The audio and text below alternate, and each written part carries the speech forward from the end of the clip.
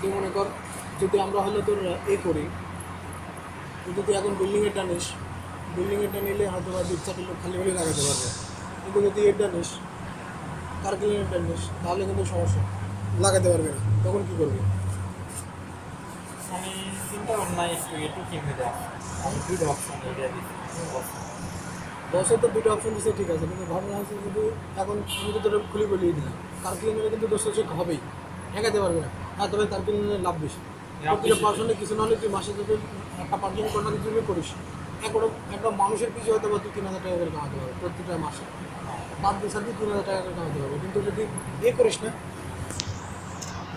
বিশাল খরচ। বিশাল তো খাটানোই লাগবে।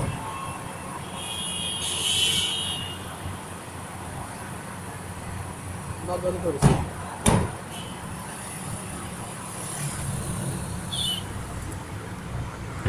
জানি